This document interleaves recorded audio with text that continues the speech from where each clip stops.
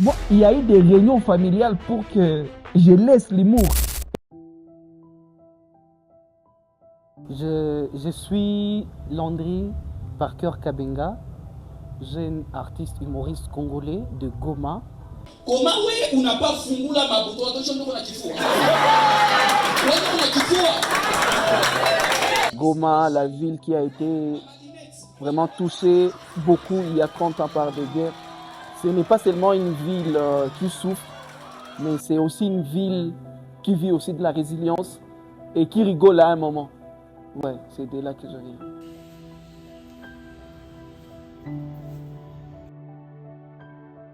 Tout a commencé à mon jeune âge. Moi, à la limite, je ne savais pas que j'étais humoriste parce que moi, ce que je sais est que je suis un jeune comme les autres. Je ne savais pas que j'ai le talent.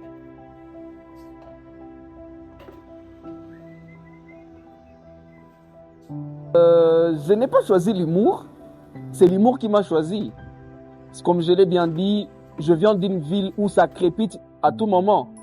Et moi, j'ai trouvé question d'inverser cela.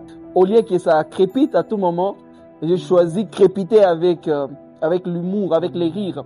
Parce que l'humour, c'est l'arme la plus puissante que je puisse avoir dans ce monde.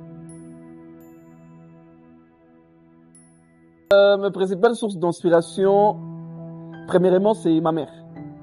Ma mère, c'est la source d'inspiration que j'ai. D'abord, ma mère, c'est ça la blague. Ma mère, c'est ça la blague. Si elle parle, maintenant elle fait un spectacle, c'est tellement compliqué. Et aussi les quotidiens. Les quotidiens, c'est aussi une source d'inspiration. Parce que l'humoriste doit être un fou, un juge et un soldat. Un fou, pourquoi? Parce qu'il doit ramasser tout. Il doit être un juge parce qu'il va juger dans ce qu'il a ramassé, prendre de bonnes choses. Et il doit être un soldat parce qu'il doit faire rire les gens, il doit faire exploser le public.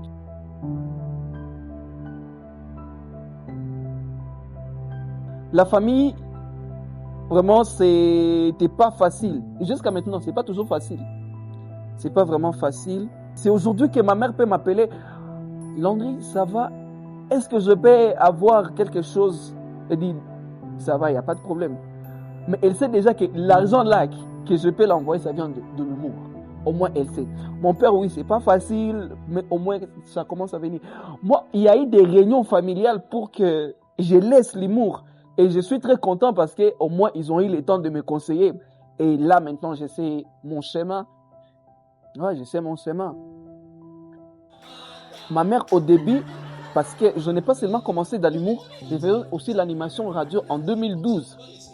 J'étais parmi les enfants qui ont commencé les émissions radio à Goma en 2012, à la RTGB et tout.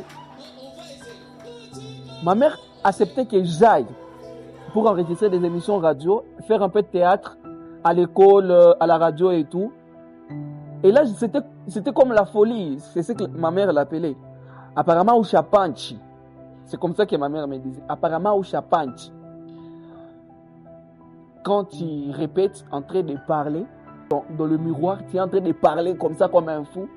Ouais, les gens se disent, au petit, anakufa nini.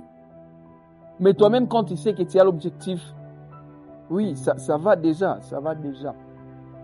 Et vraiment, je pense que quelqu'un peut vivre de l'humour. Parce qu'il y a ceux-là qui vivent de l'humour, il y a ceux-là qui nourrissent leur famille à partir de l'humour. L'humour, ce n'est pas seulement faire rigoler, c'est aussi guérir, parce que en rigolant, c'est guérir. Et tu as un mot à donner aux jeunes qui veulent suivre votre parcours? Voilà, aux jeunes qui veulent suivre mon parcours, je leur dis seulement de croire à leurs rêves, croire à eux-mêmes. Il y a la magie qui s'opère. Même si la fumée sera noire, mais à un moment, ça sera blanche. Oui, à un moment, ça sera blanche. Alors, croyez à vos rêves et passez directement à l'action. Parce que aussitôt tu as l'idée de faire l'humour, passe à l'action, ne reste pas en train de dormir. Réveille-toi, mon ami. Si la fumée, elle est blanche pour la première fois, la deuxième fois, la troisième, la quatrième fois, nécessairement, elle sera blanche. Merci.